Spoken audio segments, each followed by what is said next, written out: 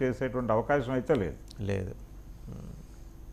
Right. దీంతోపాటు జగన్మోహన్ రెడ్డి గారి passport వ్యవహారం తెర మీదకి వచ్చింది. అది ఆయన ఎమ్మెల్యేలు ఎంపీల ప్రత్యేక కోర్టులో ఆయన అర్జీ పెట్టుకున్నారు, అదే అప్పీల్ చేసుకున్నారు. ఆయనకి ఏంటంటే దౌత్యపరమైన పాస్పోర్ట్ వినియోగం మీద నిషేధం ఉంది కాబట్టి జనరల్ పాస్పోర్ట్ కోసం 5 years పాస్పోర్ట్ కోసం పెట్టుకుంటే కోర్టు నుంచి ఎన్ఓసి తెచ్చుకోమని చెప్పేసి పాస్పోర్ట్ ఆఫీస్ చెప్పింది. సో రేపు తీర్పు ఉంది, మరి రిజర్వ్లో ఉంచారు, రేపు తీర్పు ఉంది.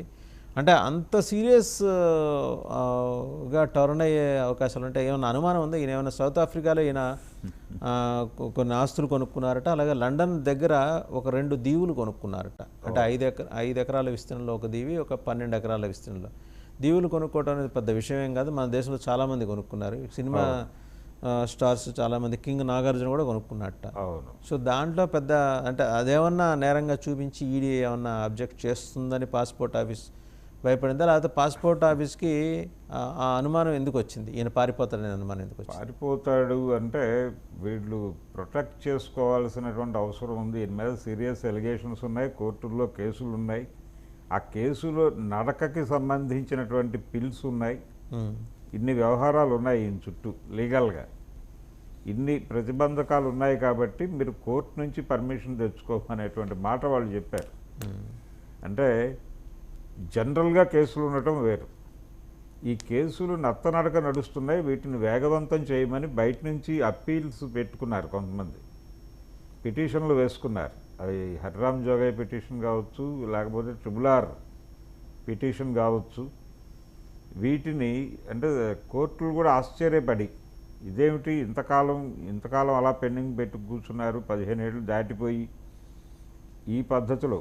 అంటే ఇవాళ ఆశ్చర్యపడటమే ఆశ్చర్యంగా ఉంది. అనేది ఎప్పటి నుంచో ఉంది, ఆయన సీఎంగా ఉన్నప్పటి నుంచి కూడా ఉంది కదా.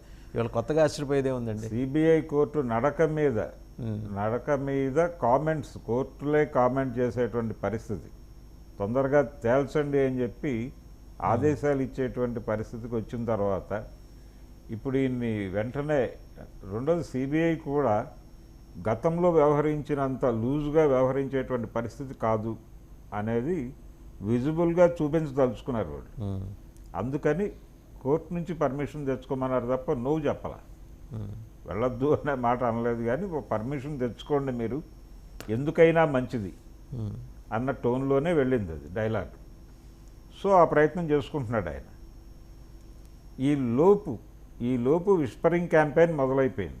ఆయన వెళ్ళిపోతే రాడు, వెళ్ళిపోతే ఆయన దీవుల్లో ఉండిపోతాడు, లేకపోతే సౌత్ ఆఫ్రికాకి పారిపోతాడు, ఆయన జగన్ మాల్యా అవుతాడు అనే ప్రచారం చాలా విస్తృతంగా తెలుగుదేశం మాధ్యమాలు చేసేస్తున్నాయి. ఇది మొదటి నుంచి ఉంది. ఆయన ఫస్ట్ టైం అంటే ఎన్నికల రిజల్ట్స్ రావడానికి ముందు ఆయన లండన్ వెళ్ళినప్పుడు ఇంకా రాడన్నారు.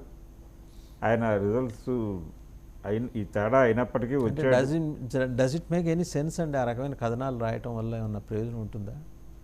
ఆయన ఒక పార్టీ పెట్టుకున్నాడు, మంచికో చెడుకో నడుపుతున్నాడు, ఆయన పథకాలు నమ్ముకొని వెళ్ళాడు, అరాచకం పెరిగిపోయింది, ప్రబలింది, ఆయన ఓడిపోయాడు. ఓడిపోయినంత మాత్రం పార్టీ మూసి వెళ్ళిపోతాడా?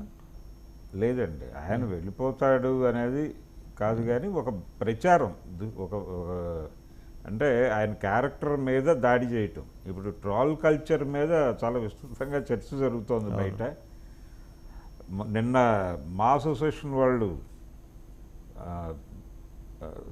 ఇది సైబర్ క్రైమ్కి వెళ్ళటము, ఒక యూట్యూబర్ని అరెస్ట్ చేయించడం, ఇవి చేశారు. మంచు ఫ్యామిలీని టార్గెట్ చేస్తూ వీడియోలు చేస్తున్నారు అని చెప్పేసి ఒక యూట్యూబర్ని కస్టడీలోకి తీసుకున్నారు. అంటే ట్రాల్ కల్చర్ మీద ట్రాల్ కల్చర్ అంటే ఇదే.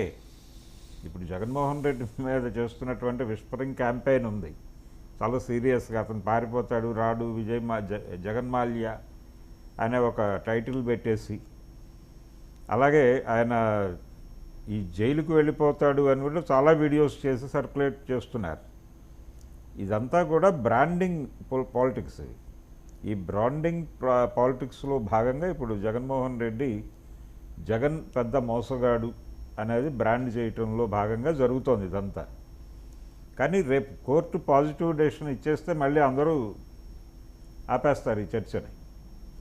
అంటే మీరు అనుకుంటున్నారు ఆపేస్తారని, లేకపోతే దానికి కొత్త కలర్ ఏదైనా ఇచ్చి కొత్త టచ్ ఇచ్చి దాన్ని మళ్ళీ రీప్రజెంట్ చేసే అవకాశం, రీప్రజెంట్ చేసే అవకాశం. ఇప్పుడు నిన్న ఆయనకి కొత్త సలహాదారు వస్తున్నాడు, కోర్టు తీర్పు ఇవ్వడం దురదృష్టకరం అనే వ్యాఖ్యానంతో మొదలవచ్చు. కోర్టు మీద ట్రాల్ మొదలవుతుంది, కోర్టు డెసిషన్ మీద ట్రాల్ మొదలవుతుంది. అంటే ఏ వ్యవస్థని వదిలిపెట్టట్లేదు ట్రోలర్స్. ట్రోలింగ్ ఇండస్ట్రీ అనేది ఒకటి ఉంది, ట్రోలింగ్ మాఫియా. దాన్ని దృష్టిలో పెట్టుకుని వ్యాఖ్యలు చేయాల్సినటువంటి అవసరం ఉంది ఇప్పుడు.